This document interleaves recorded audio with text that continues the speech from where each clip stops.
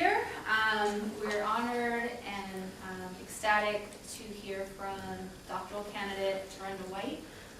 She's a candidate in the Sociology and Education program, and very proud of her. She's a Spencer Award Dissertation Fellow. She's an AERA, Dissertation Fellow. I mean, she's really wonderful, and apart from her own academic scholarship, she's a really important person on campus who's mentored countless graduate students, including myself, out of the beauty of her heart, and we're really thankful for her, especially her work with IUME. She's done a lot of work behind the scenes with multiple things, and we're really happy to have you talk to us today a little bit about your research. Her research presentation today is entitled, "So Whose Side Are You On?" Teaching and doing research across Harlem's contentious educational practices. So, welcome. Thank you for inviting me. I know you guys probably have several things that you could be doing, so thank you for coming to sort of check out this sort of weird title.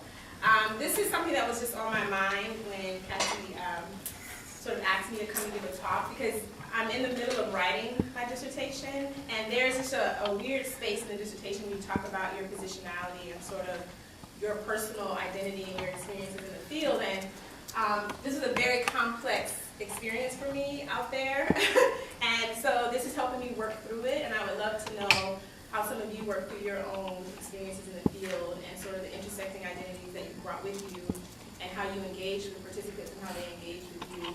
And then if you're going into the field, for those who have newly proposed and perhaps are gearing up for that, I would love to share any advice or tips that I had that sort of helped me maneuver this context. So I'm just going to start with, I'm just going to skip to this slide. So I decided that I was interested in doing research on ed reform in the Harlem community. That's broad. I really was interested in charter schools because it was a very, I mean, most of your friends who are in the sort of teaching profession at some point have thought about charter schools, or they've heard about charter schools, or know someone who teaches in charter schools. And so I was at a moment where I wanted to sort of understand what was so contentious about this particular policy, because there were many different sides presented in the public media and things like that. So I confess that my idea of charter were two schools, KIPP and Harlem Children's Zone. I thought that was what charter schools were, and I said, well, let me sort of dig into these two networks and understand what's happening. And I was really shocked to learn that in Manhattan alone, there's 47 charters. Okay, so we're starting with, and I'm just starting with this borough because I wanted to sort of figure out how to approach this methodologically. There were 47 charters in Manhattan. Of those 47, 36 are in Harlem. 11, and this is at the time of 2011, 2012 when I started. The numbers have grown and they continue to grow. It's hard to keep track. So I knew there were a hell of a lot of charters and that they were seemingly concentrated in this particular community, Harlem. And I'll talk about what I mean by the Harlem community. It's really a patchwork of neighborhoods, Harlem. And then of those 36, 22 of them belong to what they call charter management organizations. So there are about 5 major CMO players, or charter management organization players, in the Harlem context.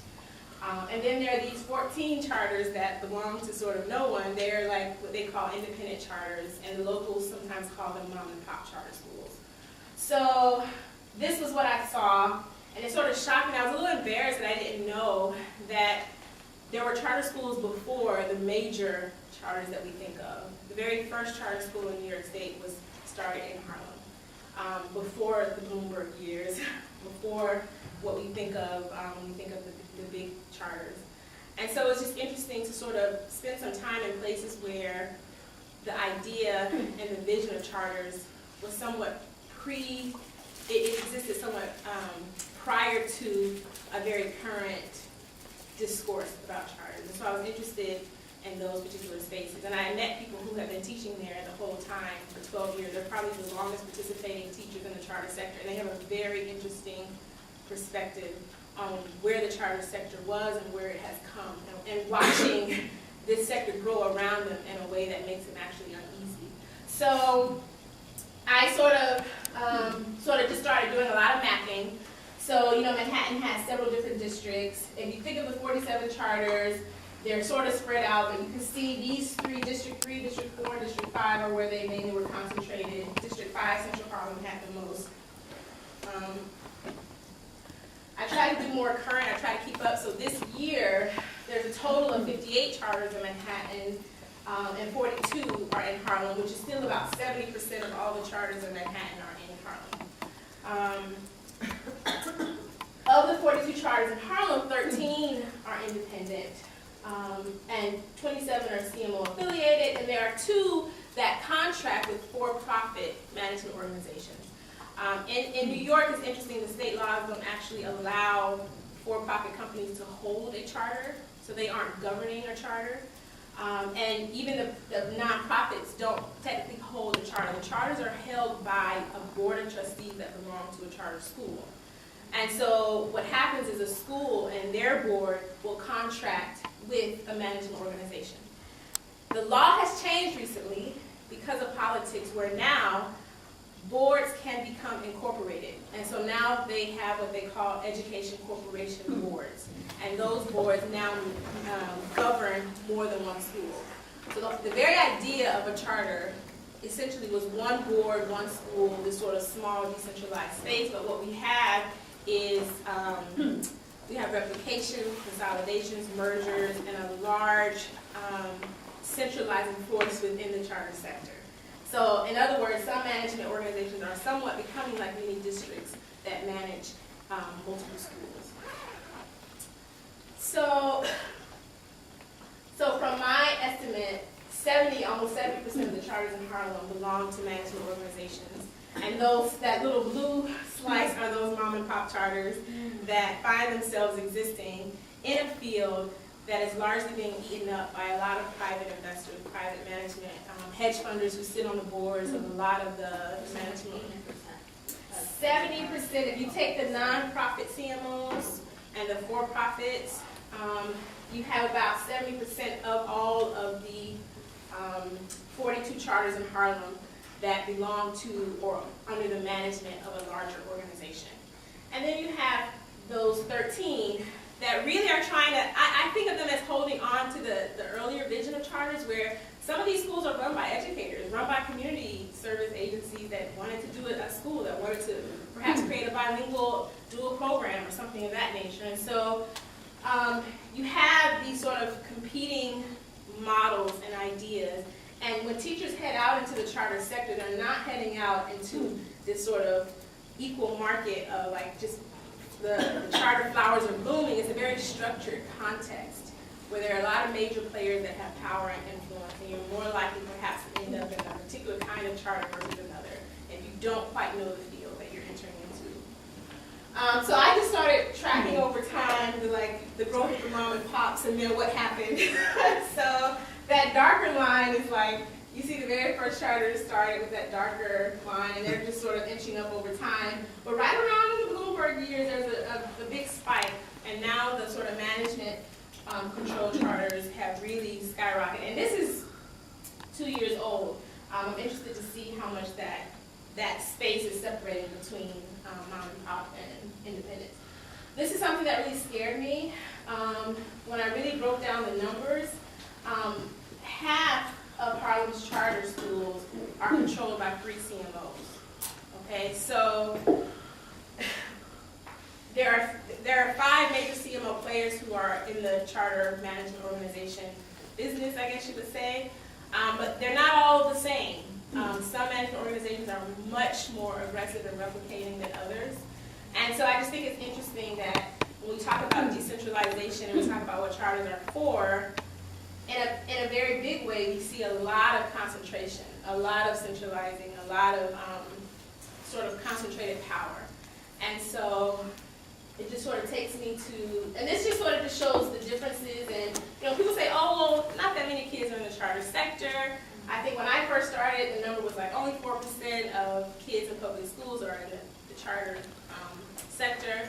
if you sort of disaggregate that and look at certain communities, you have almost triple that. 15. I estimate about 15% of Harlem's kids are prone to being in charter schools. So this is a big vital piece of educational services and policy. And so I just wanted to lay out the context. So some of my earliest realizations and concerns is that the charter sector is more varied and nuanced than I thought.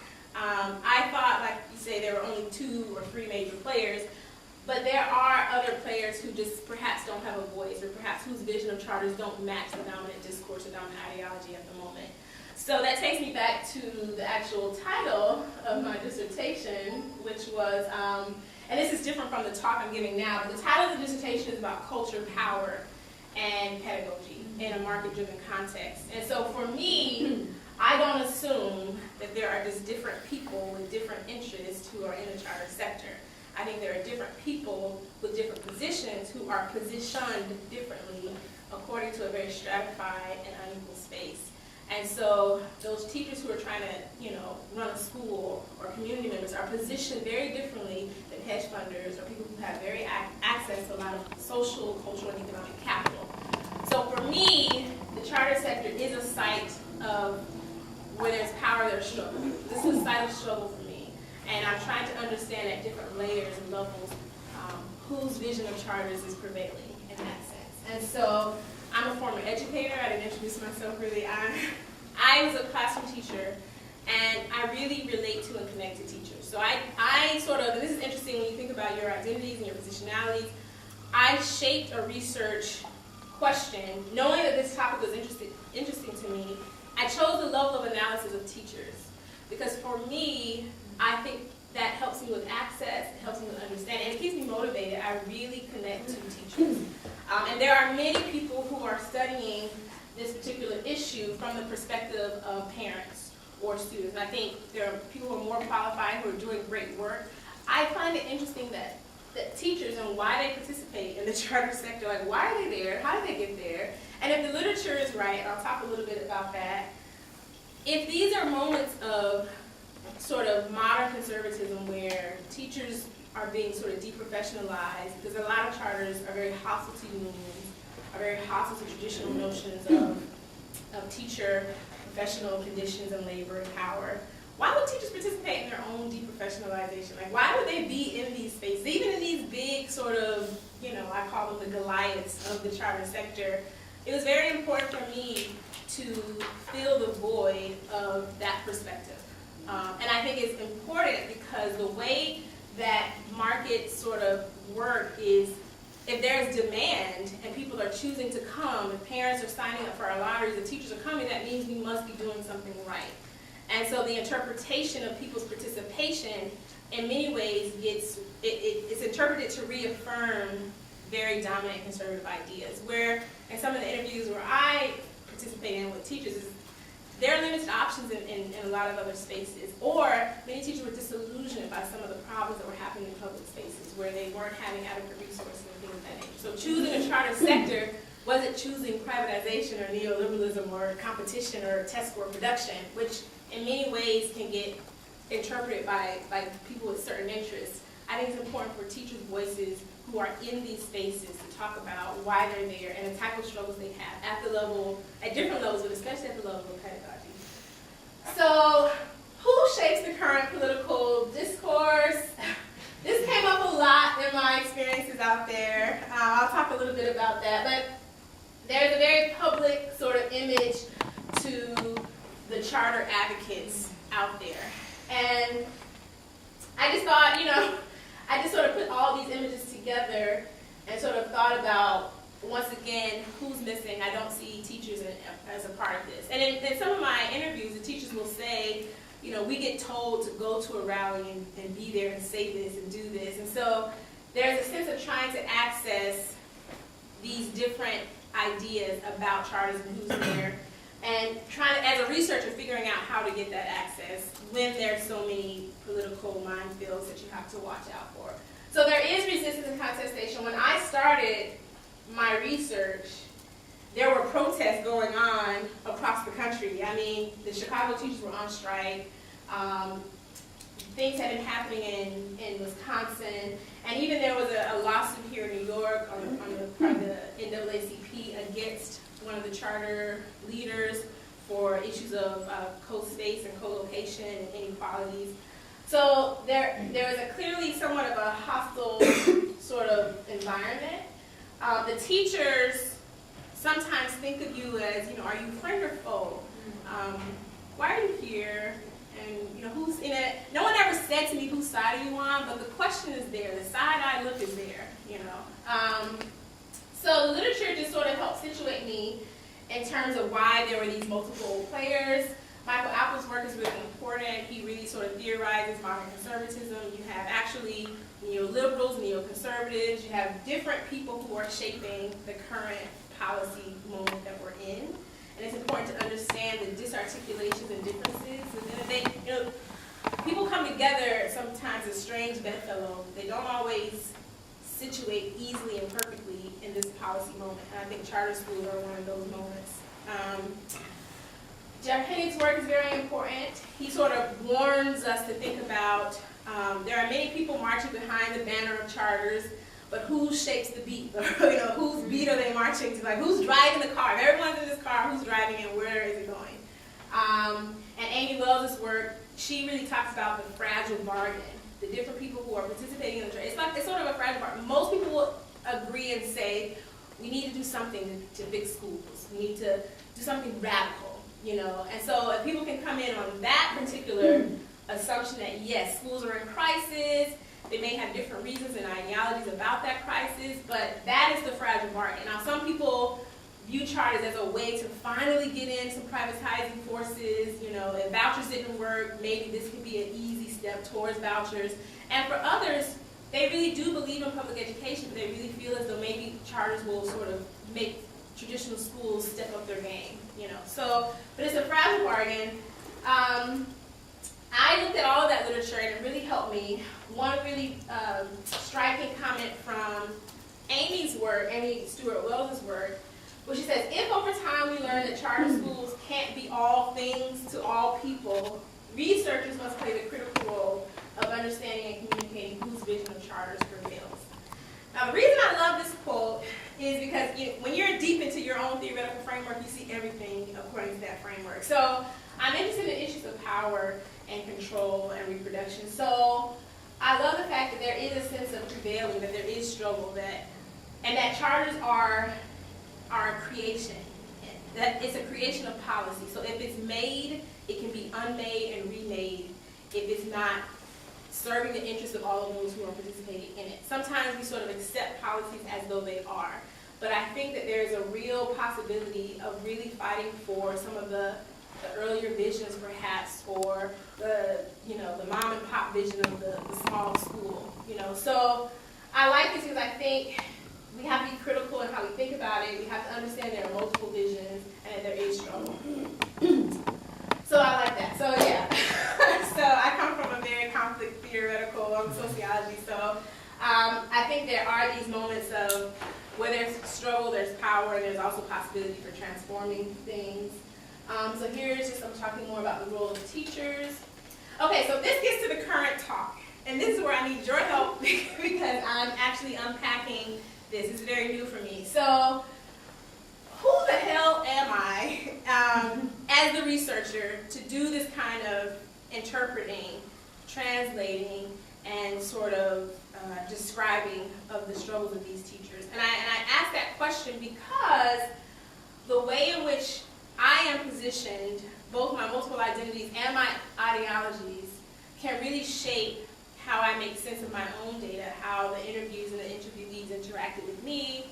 I think it's important to think about these particular issues. And so, and especially in a very politicized moment, you never know if people are giving you the surface level answers or what they really think and feel, or they're going to reveal to you, their struggles when they belong to somewhat of a brand. Like there's an issue of a brandedness. Like some teachers work in a branded school with a branded name, and so there's these sort of imaging issues.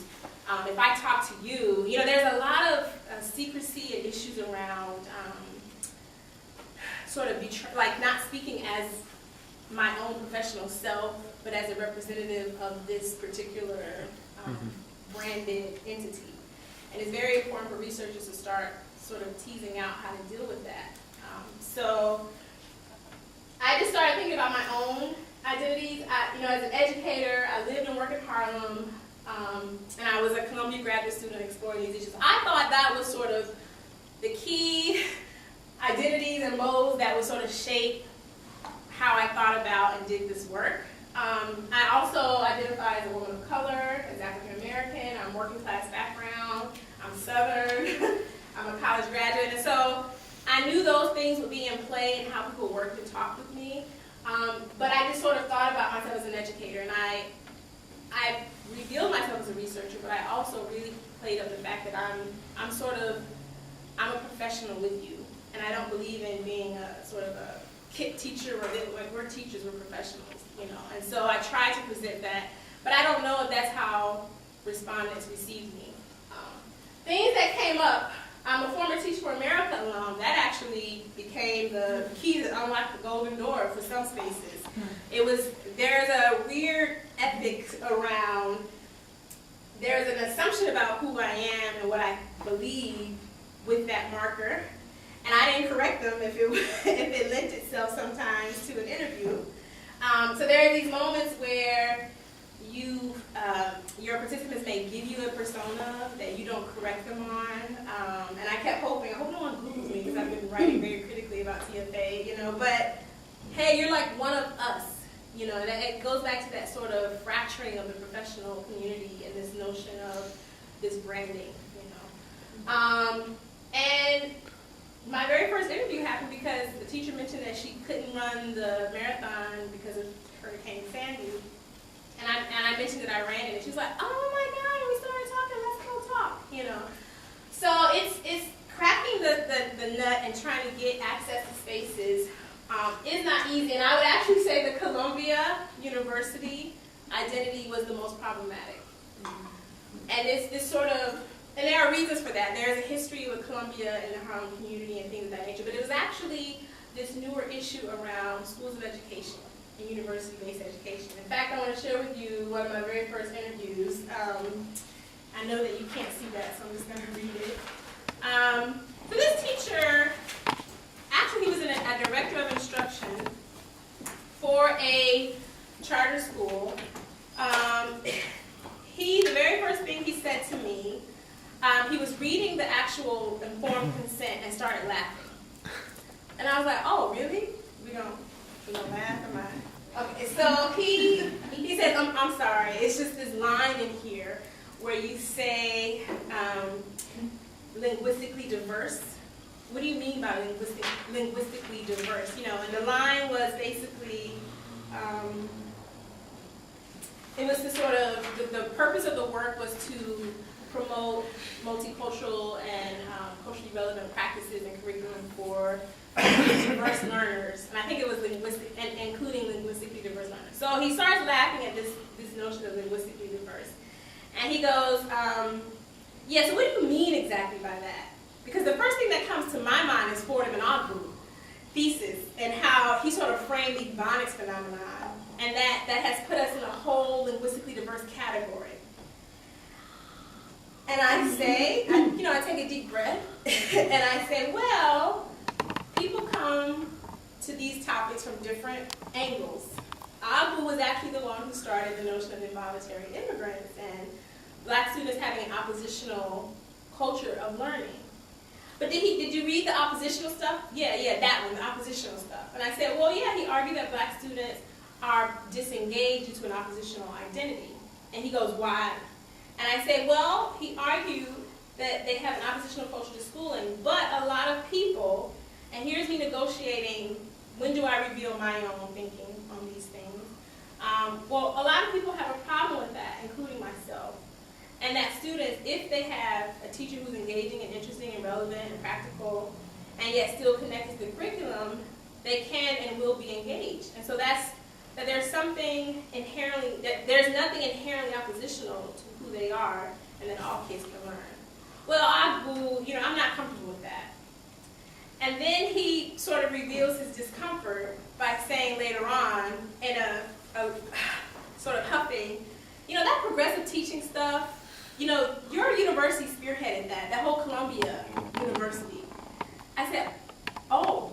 He said, I'm sorry, I like Columbia. I said, oh no, be honest. He said, your university has been part of this whole, the Paulo Freire thing. He does the quotes.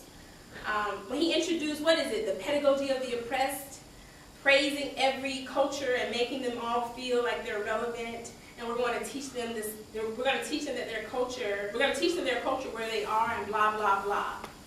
Well, the reality is our students needed foundational approaches, and unfortunately, but I think it's true, they need the drill and practice. And you cannot get to higher learning thinking without the knowledge and comprehension that comes with it first. And I say, so you mean Bloom's taxonomy? Right. How do you expect the student to learn whole language when they don't speak the standard language? And we go back and forth, and I finally say, well, you're telling your truth as you see it.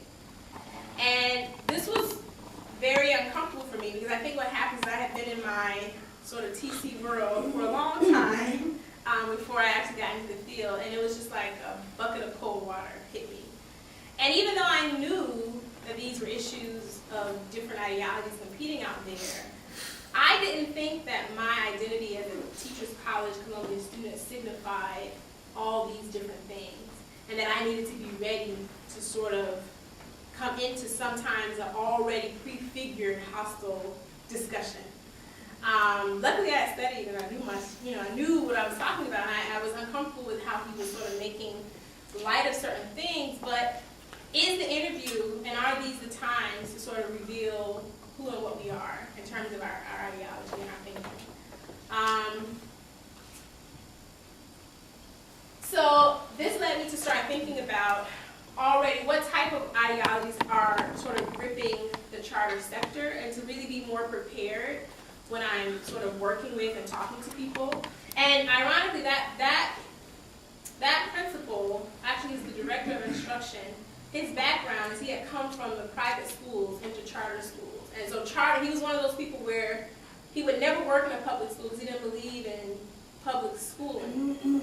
But charter schools was like that fragile bargain for him. It was a way to sort of help all the needy kids finally get to where I think they ought to be, but not in a really public environment. It's sort of a halfway public, halfway private. And so, so it's interesting to think of the charter sector pulling in people from a very different framework about schooling and what schooling is supposed to do. So I just started making notes about the different types of ideologies. I think the dominant ideology right now is the achievement ideology.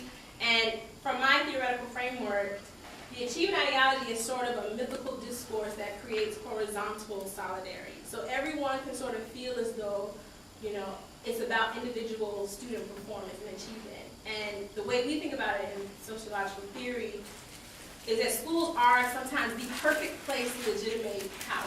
It's the perfect place to translate social advantages into individual success or failure. So you can take all of your sort of social and cultural capital into a school environment and have someone legitimate you by saying you are a 1, a 2, a 3, or a 4. So the achievement ideology goes something like this, and this is from a different interview, but I think he frames it very well. He says, in our academy, and he worked in a large CMO, in our academy, we're trying to produce someone who can be competitive and transition into the middle class by having access to the same things that a middle class person has access to in terms of good education, information about college, university, the financial means to go to college, access to tutors if need be, and even access to good food and so forth. So we ask, what does the middle class family provide for their child? And we're going to do it in Harlem right now. For example, we do trips around the world for the kids who score a 4 on the test, and they get to travel and take vacations around the world with their families. So we want to even the playing field in that way. And then I ask, oh, but what if you're a kid who gets a 2 on the test and not a 4? And he says, well, if you're a 2, you don't get anything, except you might get your teacher fired. that's what you get. And here I am trying not to fall out of my chair. Trying not to fall out. And those are like fighting words, you know. You're like, I made the baby. No, so I did not think he was serious at first, and I sort of laughed, and he was dead serious. And so the irony, for me, the irony of the charter sector is that they rely on the very inequalities that they're trying to eradicate. They want to eradicate stratification and equality, even the playing field, but they're very invested on stratifying kids and the principles of stratification. So, whereas in my training, I'm more apt to say that it's not that you're middle class because you're academically successful. You might be more academically successful because you're middle class and because you secured and protected all of the advantages that came with it. The primary advantage being that schools are often formed in the image of middle class life and culture, so that there's an ease and an attachment to school for you because many of the institutions are somewhat fashioned under the norms and ideas of middle class culture. And that includes race, that includes a lot of different identities. But I think there's an inverse and there's a disconnect for a lot of those who embrace the achievement ideology. It is that you perform your way into a social class, and you perform your way into elite status. So I had to think, what is my ideology? My ideology is almost radically different, and I knew I needed to sort of really explicitly draw this out because I was feeling very uncomfortable. And I thought, I knew this work would be challenging, but not that challenging. So the way in which I thought of my own ideology to make sure I understand my positionality was more of a critical ideology about achievement. So this ideology it acknowledges that freedom is the right to be, not to be like. There goes that prairie. But I really believe that, and I believe that certain children do not experience school as places of freedom, but as places of restriction and oppression. And education, in order to even the playing field, you have to transform schools and the terms of success altogether. And so, a critical ideology of achievement, you don't disconnect knowledge from the knower. Our children are knowers, and they have to be positioned as knowers. And oftentimes we position them as trying to know about someone else's sort of idea and knowledge. And if they can sort of get that and mimic that, they can earn their way out of their particular context. So this is just about thinking critically, about fostering a sense of change and collective organizing. So I had to really think about the dominant ideology shaping a lot of the interviews I was in is very different than my own. So here are some of the ethical obligations or questions I had about if I know my position, both my multiple identities and my beliefs about teaching and learning, what are my obligations when I'm entering into schools? Should I reveal the motives of my work, that I'm critically positioned in this thinking? Is that something I sort of reveal and share? And if I embrace ideas of positionality, that my identity matters, should I reveal those things that are less obvious? There are things about what I believe that are less obvious, So I revealed that I was a former TFA alum, but I didn't reveal that I'm actually a critical writer about Teach for America, But I knew that I was in the club because I had that particular identifier. And then participant observation. If you are a former teacher and you're in a school, you're going to teach at some point. Someone's going to ask you, can you help do this, can you help do that? And so a lot of my time in schools was helping and sometimes teaching, and sometimes teaching according to the ideology shaping that school. So there are many times where I felt like I was doing something unethically, but I wanted to understand sort of their way of doing it, So there is this issue of me as a researcher wanting access, and then as an educator having very grounded and ethically situated positions on what's right for kids. So those were my challenges. So a friend sent me an article. It's called Spies Like Us, When Sociologists Deceive Their Subjects. And I'm glad she sent me this because there is, unfortunately, a very terrible history of just straight out lying to people and deceiving your participants to the point where For example, one sociologist wanted to study interrogation techniques at a police academy, and so he was a Berkeley student, so he cut his hair, he wore a suit and tie, well, not a suit, but like a coat and a tie, and he sort of pretended to agree with a lot of the ideas circulating in the unit. Like, he gave them the description of his study, but if they said something like, oh, you don't believe in the death penalty, do you? He was like, nah, I don't believe in it. You know, like, becoming one of the boys, you know. And so you're feigning a persona in a certain way that helps you get access, but is it deception? And is it fair? So there are many temptations when you're out there. You could adopt a persona given to you. For example, people assume that because I was TFA, I remember one time, you know, they invited me to the conference for the TFA summit, and it was like a celebration of waiting for Superman. It was like, yeah, this is just the beginning. And it was like, oh my God, you know, I am in the wrong place, you know. So there are these personas that people give you, and you can sort of correct them or not. Or posing as a friend is also a temptation for a lot of researchers. Because I'm an educator and I identify with educators, I had to remind myself and my friend that I'm also a researcher. I'm here to learn. I need to interview. I'm actually learning about this space. So I'm not sort of, it's one thing to have friendly methods. It's another thing to pose as friends for the sake of research. And so that's something to be careful about. And then lying. Some people just simply lie. They are not letting people know that they are actually observing that space, or even sometimes people record when they have not notified their participants. So this was very scary to me because I can see how easy it is to fall into some of these patterns. So these are some just examples that happened to me. I was working at a school, and I asked people if I could interview them, but they also knew me as a teacher. And one day I took the train home with one of the directors of this charter management organization affiliated school, and she just casually said, oh, I'm going to see Waiting for Superman again. It's so good. Can you believe our school wasn't in it? Hopefully we'll be in it next time. Don't you think? And she's like looking at me to nod back, and I'm like, what do I do? There was one time where someone actually just asked me directly, what are your views on testing? And this is a school that prizes itself on a relentless pursuit of test score production at high levels. And testing is everything. And so I was sort of taken aback when I just had that direct question posed to me. And I remember my answer, and I was ready. My answer was, I don't remember testing being that important when I was in school. I remember having to take tests, but I don't remember it playing such a pivotal role in my life. And it just seems like it's such a stark change and difference. And if that's the nature of the game, I think that's scary.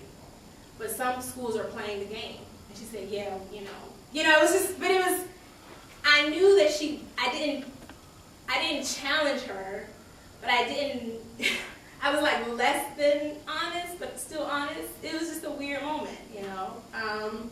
But I was very aware of her positionality about testing. And then there was this actual example that actually involved Professor Ernest Morrell. I was actually reading one of your books in one of the sites. Don't do that. I don't know what. I was thinking, I was waiting for an interview, and I was sitting in the office, and it was you and Duncan Ajande's book on critical pedagogy and social justice pedagogy. And someone walked in and said, oh, what are you reading? And I closed it and said, oh, you know, just some stuff on teaching practices. And when I think back about why I intuitively knew to put it away, it's because I know the literatures that they love in this space. They love the Doug Miles, and they love sort of be nice and work hard and things like that. And so I knew that, and please correct me and challenge me, because I think I probably missed an opportunity to really engage about this different way of thinking. But I'm sort of struggling between an educator identity and a researcher identity, you know. So in this one interview, this teacher said, yeah, because this is an ed reform movement. So we have a dual mission not only to close the achievement gap, but to affect ed reform nationally. And I was like, oh, okay. And then she said, and make sure that those unions are protecting those teachers.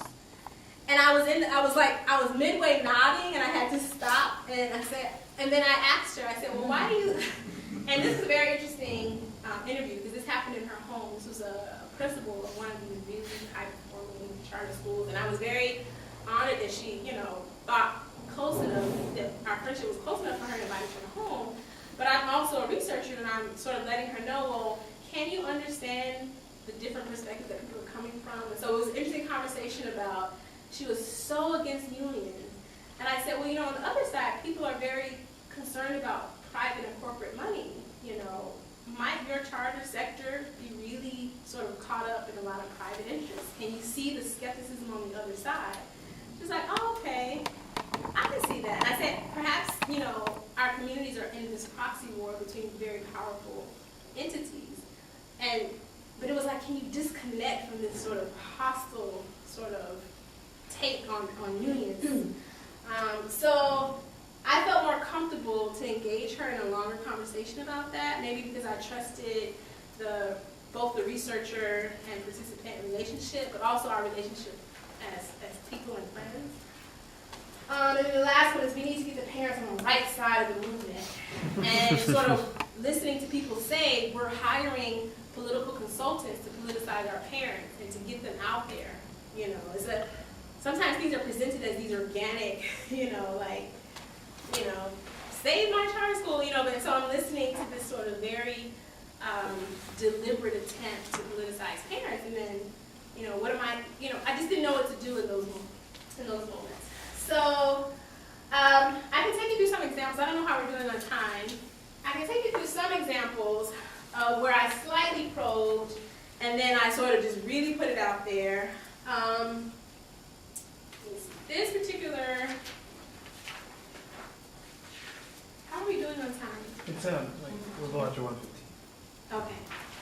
So maybe 10 more minutes, we'll get the question and answer. So this was an example of probing. I had worked with a teacher in one of the schools, and I had seen some very problematic practices related to scoring and ranking of kids. And I didn't take advantage of the moment that I was in to sort of intervene, because I was there as a researcher too. So I waited during the interview to question her about this. And so I said to her, there was a girl one time in your class, and her mother was always up to the school. She was very involved. But this girl, she would cry a lot to me, and she would cry a lot about her scores. And I noticed that she would always say, I am a 2, I am a 1. She never said I have, or I scored a 1, or she would say I am a 2. And I wanted to get her thoughts on that. And the teacher immediately said, oh, that's true, they do internalize. They internalize. And I said, well, I worry about that. Because it seems the teachers also are associated and invested in their students who get these scores. So the teacher got this, or the teacher got that out of her students. And she said, it sucks. I mean, there are benefits, but that's another thing that I don't like. And then she actually starts revealing her positionality, because it's hard for me to know whether she believes in what she's doing or not, because there's so much surveillance of teachers every day in some of the schools. So she starts to say, it sucks. I mean, there are benefits, but that's another thing I don't like. We never tell the kids that it's okay to be off sometimes. Every day it's like we expect them to come in with their A game. But at the same time, I have to come in with my A game. The principal is not going to be like, oh, Carmen, that's a pseudonym. Carmen, it's okay if you're off today. No, she's not going to do that. And this is interesting for me, because I think the power that teachers either feel or don't feel to either challenge, change their own pedagogy is very important. Someone said that in order to have an education for democracy, you need a democracy for education. The teachers are in spaces where they have no labor contracts. These scores are their professional livelihoods. And so it sort of it situated her in a power struggle on both levels. Here she sees the students are being harmed by this internalizing of scores, but yet her own principal is on her to do the same thing, or else she will lose her job, and she's seen teachers lose their jobs. So do you feel like you're modeling for them reality, no matter how harsh it is? I do. I mean, I don't want them, I don't know. I don't want them to internalize the negative, but at the same time, some students say I got a 4 or I am a 4. So I think everything has its caveat. Maybe it's the language. Maybe if the language was like, I am a 2, but I'm working to be a 4, I would be fine with that language in that way. I don't know, but they do. They internalize it. And so this was hard for me to hear because there was like this moment I felt of resistance to this particular policy, and then there's these sort of ways to legitimate it. Well, she may be a 2, but I celebrate my 4s, and that's all that has to matter. And she even admitted that she herself was not a good tester in school. You know, and we talked about how success happened for us in different ways, or how we sort of maneuvered our ways through life, but the test did not define us. But here she is enacting a very stringent testing ideology on her students. There were also tough and very emotional conversations I had with teachers, and where I sort of felt as though I needed to sort of challenge them. So this teacher, the most braggadocious teacher I've ever met, he loved this particular charter network. He felt as though if you can't make it, then you should go. I don't believe in unions and all of this, and he just thrived on this urgency and this competition and all of this. And so midway during the interview, I learned that he had recently been dismissed. And I didn't know that when I set up the interview. And so I just can't let that go. And so I bring it up and I say, let me just ask you personally, you know, the kind of culture of competition and urgency and fast pace, it seems like it can chew you up and spit you out. And he says, right. So if you're still understanding it and you're not angry, that's more of a question. You're not angry? And he says, oh, I was very angry, I was very depressed and very hurt, even though I knew it was just the culture. And the really bad thing about it is that I had moved close to the school. So I lived 3 blocks from the school that I was serving. And I walked to the school. And the bad thing about that is when I was let go, I was still in the same neighborhood. So it was hard for me to walk by the school or go to the grocery store or even go outside at certain times because I knew I would see the kids or their parents. So it was very hard. And I asked, so what did the parents say when you left? Did you say goodbye? And he said, oh no, the school basically told me to exit and don't talk to anyone.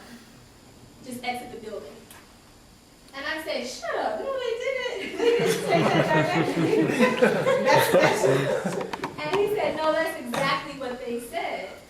And how many years were you there for? He said, I was there 3.5 years and my dismissal took 2 minutes. And because I wasn't fired, because he hadn't done anything wrong, he still doesn't really know why he was let go. And he had the highest evaluation that year in school. They at least gave me my severance package and my growth fund, which was substantial because I was the highest evaluated person at the school that year. Now, my suspicion is, because the background of this is that the school has one of the highest turnover rates, and they actually try to incentivize people who can stay the longest. And if you can stay to 4 years, you get a really big pay increase. And he got fired at 3.5 years. And he wasn't sort of connecting the dots for me because there's a sense in which markets, you know, when you deprofessionalize labor, you know, it's sort of convenient to have cheap labor come in and out. It's not educationally sound, but sometimes it's business sense. So then I go, okay, so with all of this, can I ask you now, how do you feel about unions and union contracts? That's a hard question. Out of all the questions you've asked me, I still think that going to a charter school is a political choice. And that's the politics of it. It's just not a union school. And a union will help protect you even if you don't need to be there. And I say they protect you if you should be there, too. He says, yes, yes. And then I go on, and I just like, if you need to fight for your job and you thought you were good for kids, and I just let it all hang out.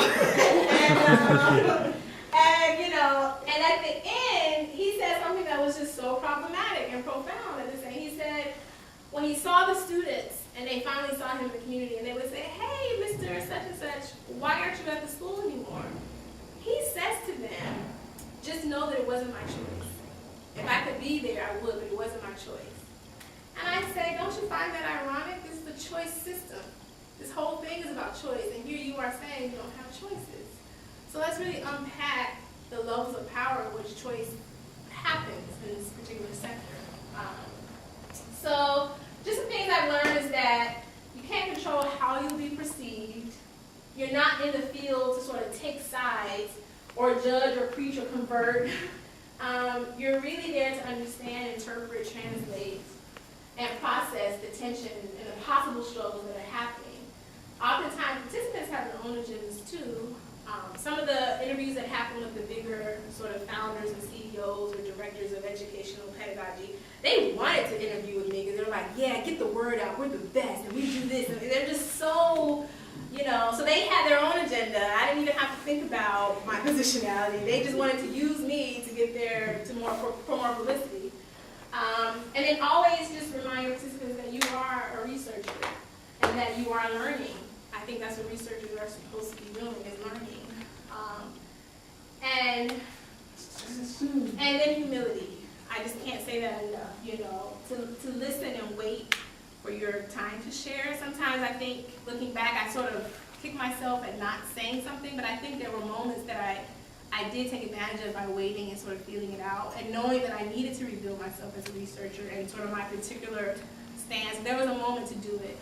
And so sometimes participants just really want to get out their voice, and that's their right, and that's what you're there to do. So, I don't know, maybe you can help me understand if I'm totally unethical in this particular field, but it was very interesting. So, I would love any questions or comments. Thank you.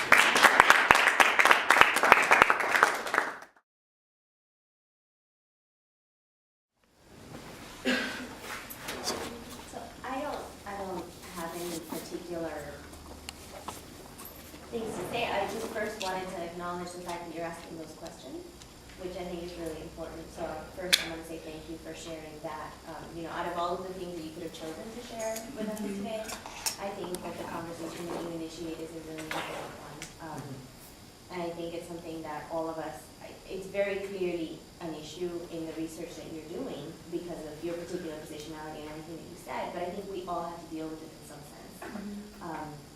And I thought about it quite a bit, and because I had, to a lesser extent, similar contradictions when I was doing my research, and I was working in an environment where I was really invested in the students' success because I had come to know them over a long term, but at the same time, I definitely had an ideology that was very different to the administration of the school, and I was constantly negotiating that because I felt like I had been, whenever you're in a position of in a community where one has been invited in and welcomed, there's this sense of like I owe my presence there to the openness and the trust of these individuals. So how do you do that?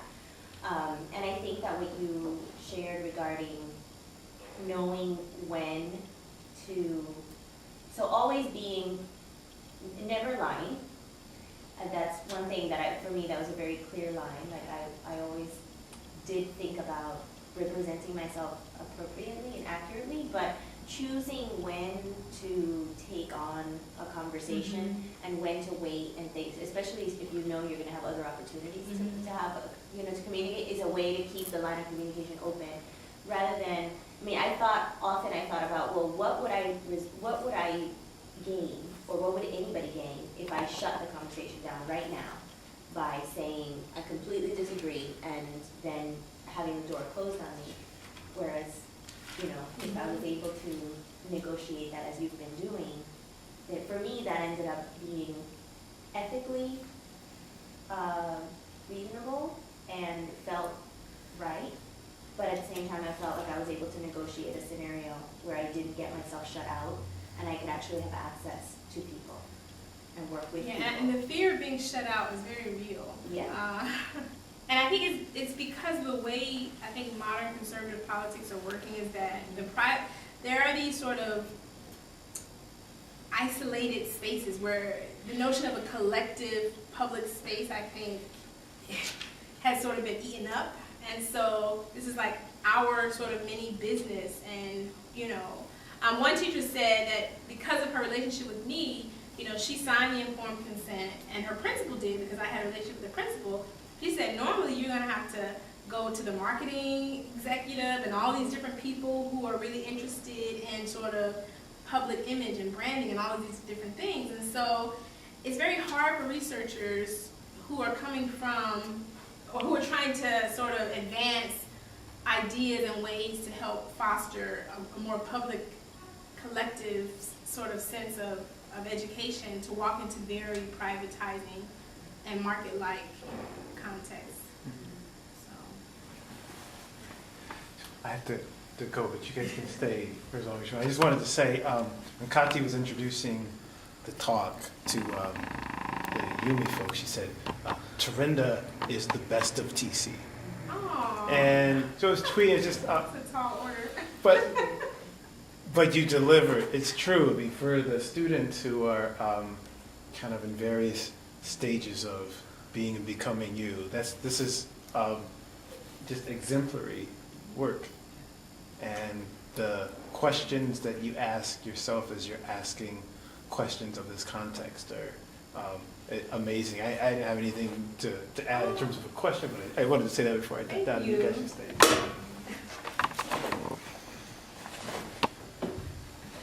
This wasn't for us to do a presentation, but did you see a difference between the some of the mom and pop charter educators and the CMO types in terms of their perspective on some of these issues?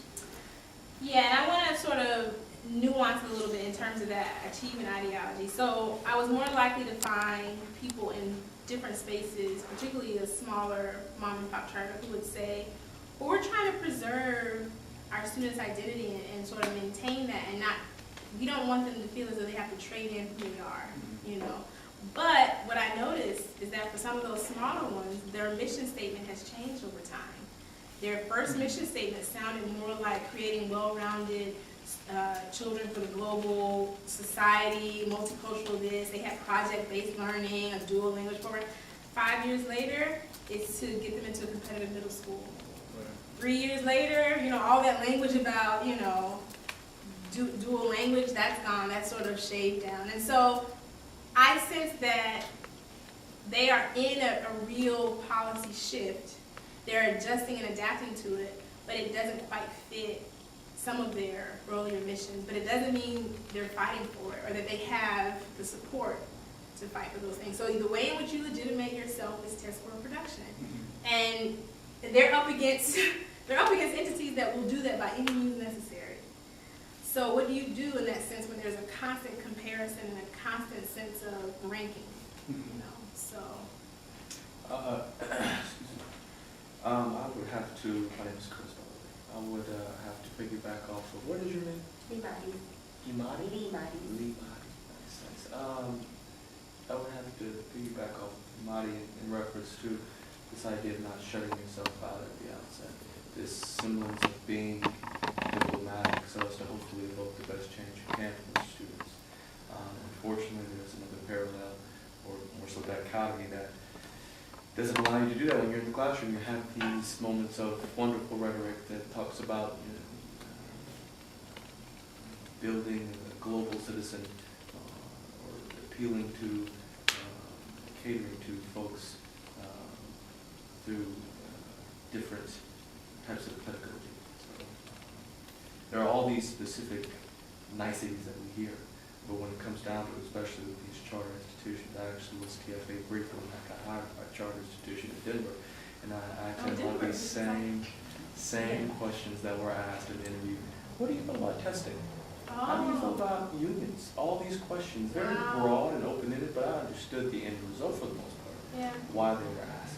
It's politicized. So, you know, I say all to say that you have to still be diplomatic, but at the end of the day, we're in a system that is highly politicized, as you so eloquently said. So it's almost inevitable to get around that unless you somehow begin an organization with a mission that includes your own ideological foundation. So there's a book that, if you haven't read, I would presume that you have likely read it.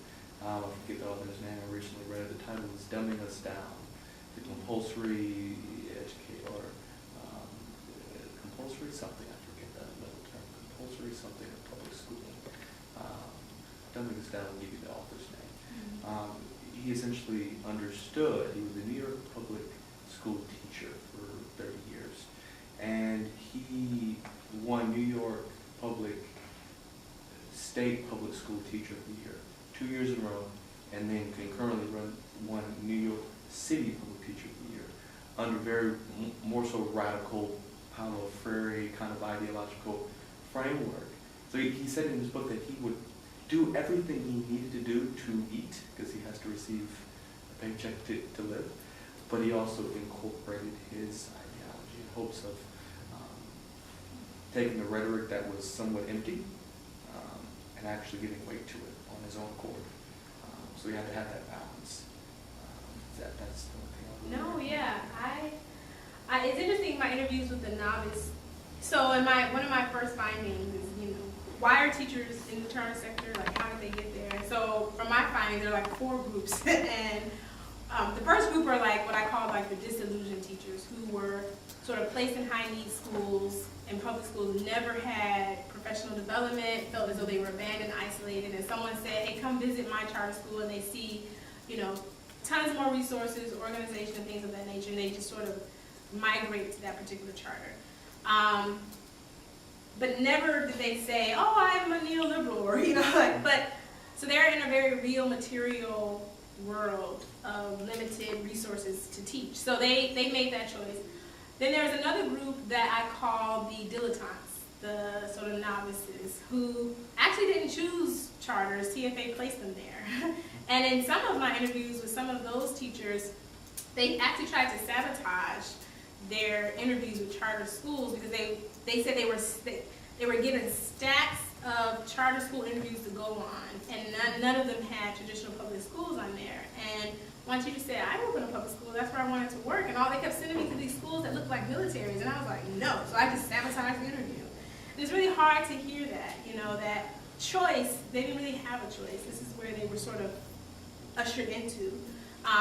Some of them sort of maneuvered their way into a mom and pop type charter where they felt as though they could sort of stomach the practices.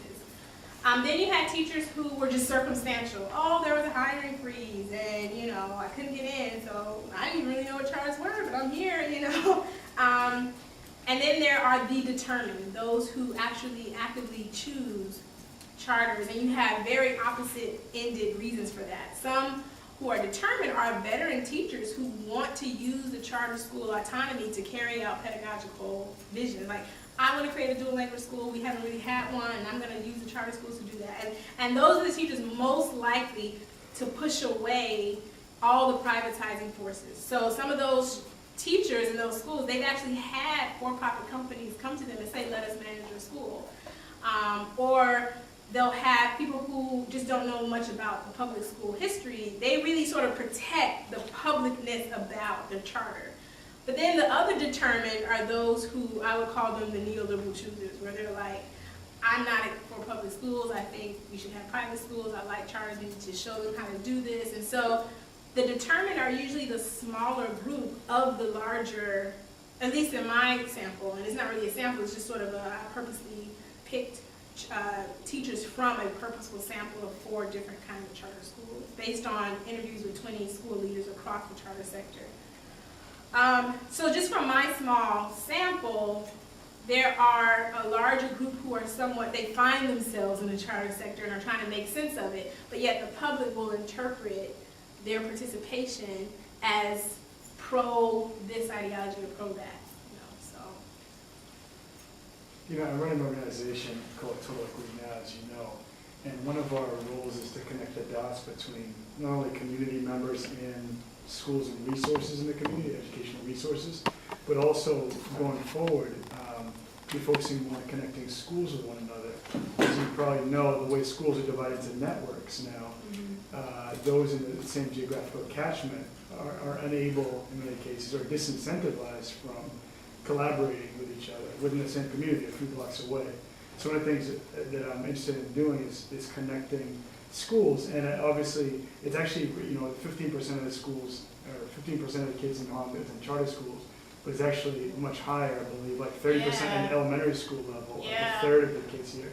So I'm interested in finding ways to allow schools to learn from each other, regardless of whether they're in the charter sector or otherwise. Because I think there are valuable things that different folks are doing, and we should be taking advantage of that. They're not going anywhere anytime soon, I don't think. So my question is about sort of positionality of those teachers vis-a-vis traditional public school teachers. And if your study looked at all about their opinions of other schools in Harlem and teachers in Harlem, and maybe that would inform my efforts to help connect some of the dots around promising practices, et cetera, et cetera. Yeah, and it depends on the type of charter. There was a language around the DOE teacher Yeah, and us. yeah, And it's interesting because when I asked them about their beliefs about the DOE teachers and even about unions, I asked them, did you have that belief before you came, or did you sort of pick that up here? So, I learned it here.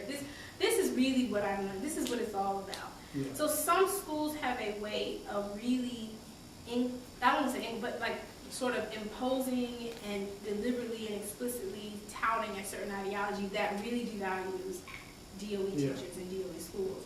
But then you have other schools that say, I don't partner with anyone. We're sort of just on our own. We would love, and so they reach out to, or they try to find other smaller schools that are like them to work with. So in many of those smaller schools that I said, there was not a sense of I had to be a kind of teacher. I just simply was here. Yeah. And here's another interesting, you might have a network of different charters, but then I'm learning that some charters in a network are different. And there are possibilities of rebel charters in a network. Yeah. And so in one space, one of the teachers who really had a hard time in one of the network schools, she transitioned to another school further away in the Bronx. And she said the elite management team, well, she didn't say elite, but she said the senior management team is too afraid to go up there. So we get to do what we want. So we get away with flexibility and sort of cultural this and that. And she said, we bring joy. And it's like we get away with joy. Like that's how she talked about it. And so some of the schools are not the brand, but many times there is a messaging and an idea about DOE teachers that comes with a particular brand.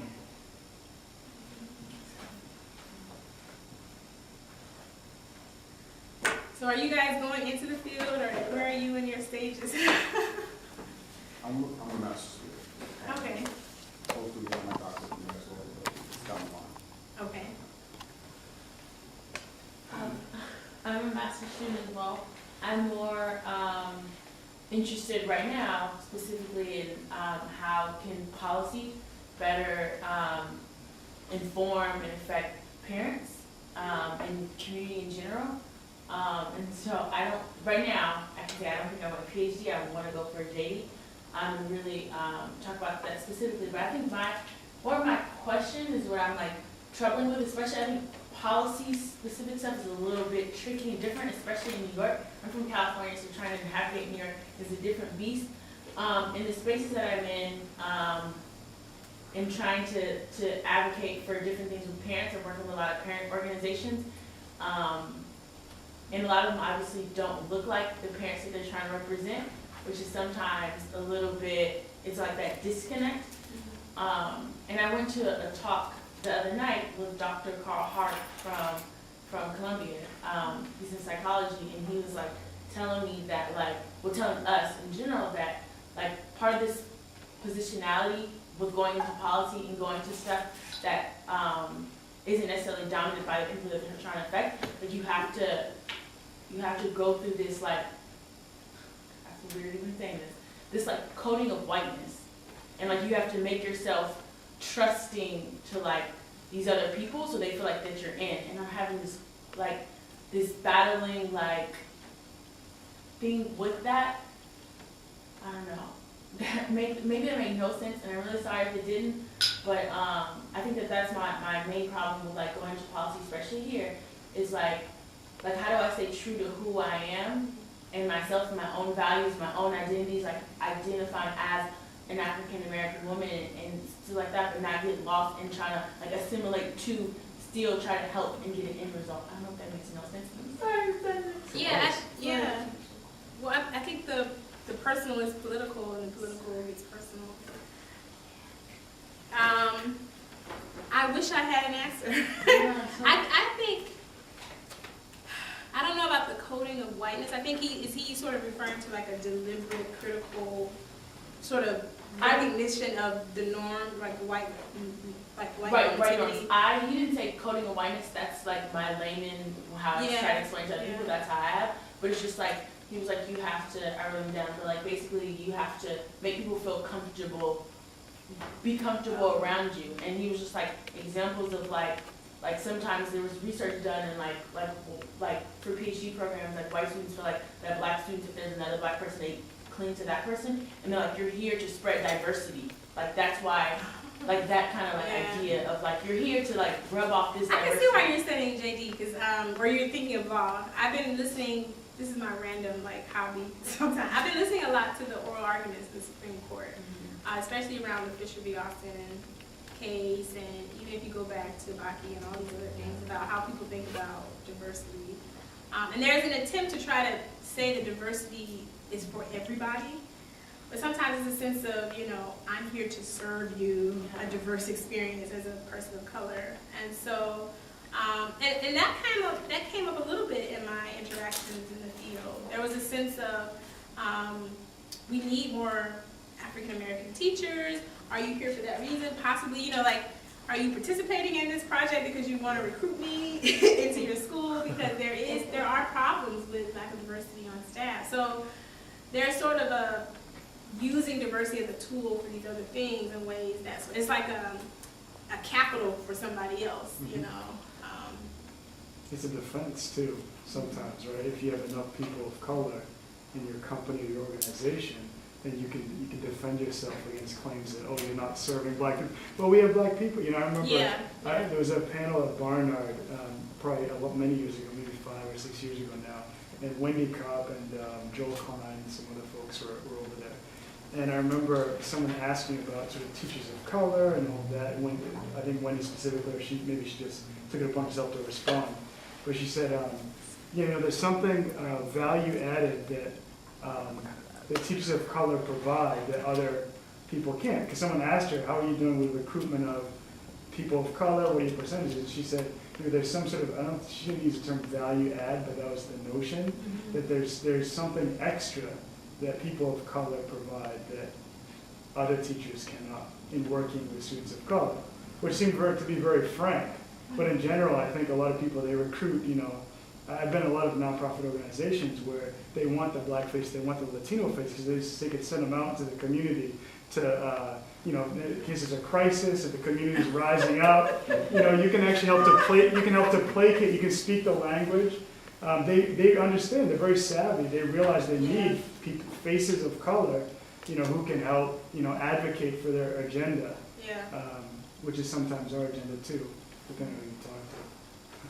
Yeah, and diversity is an interesting political game. One of the charters I was studying that I had already written about, I knew it was like the CMO type, market-driven, whatever, but they recently started having a lot of diversity initiatives. And they would invite like the most like critical thinkers, and I was like, really? But their practices and policies don't even match some of the. And so I reached out and said, can I interview the person who's organizing diversity events? And I went downtown to the headquarters in the nice office and talked to this person. And he used a lot of language from the corporate sector. He said, well, we want to be seen as a diverse employer of choice. And so we invite these speakers to come because we want people to think of our network as a place of diverse employment.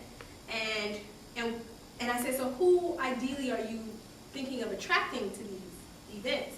And he said, well, mainly we want sort of to reach out to our corporate sponsors. We want to reach out to and expand our reach in these different, and I said, do you want teachers there? Is this about affecting pedagogy? Is this going to like infiltrate the class? Like I was probing for this deeper educational framework, but I was getting a very sort of business-oriented framework about packaging and about how we're seen and about attracting diverse people, diverse teachers and so forth.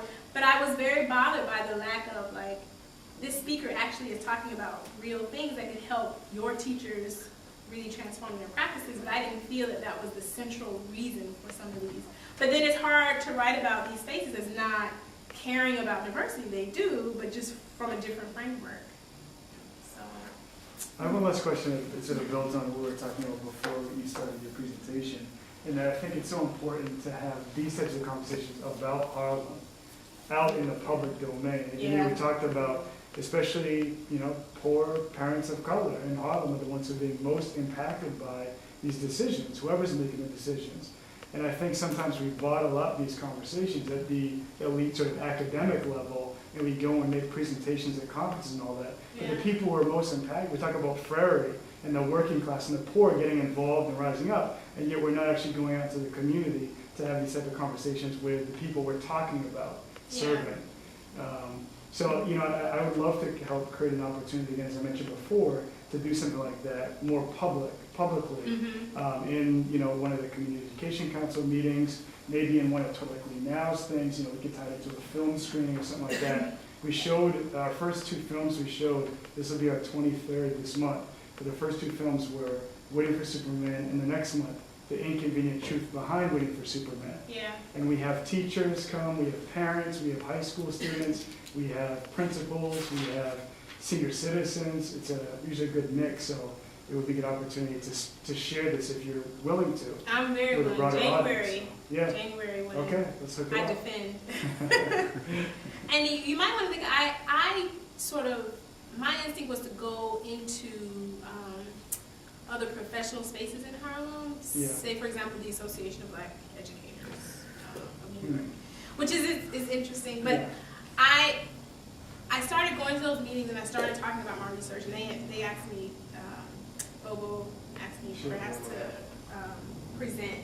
And the reason I think I went there is because I think it's really interesting, this generational gap between educators of color a generation ago thought about equity and what our kids needed in a very different way than, because in my study, these are black teachers, white teachers, but they very much are sort of gripped by a very similar ideology that sort of creates these solidarities or recreates solidarities in ways where some of the teachers of a generation ago are like, what are these young people doing? I do know. We did all this work to gain access to unions, to be in schools, and to do all of this, and it seems as though, this young, are we dupes, and I think there's an intergenerational conversation that needs to happen too.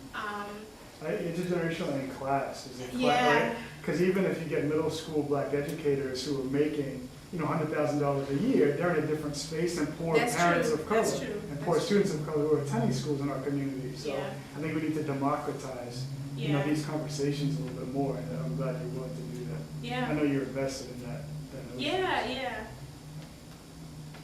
Yeah. And hold me to that. I will. Yeah. Yeah. It's easy to fall When into do you define? We're pushing for January 24th. Okay, so it'd be after. Yeah. Okay. Great. Yeah.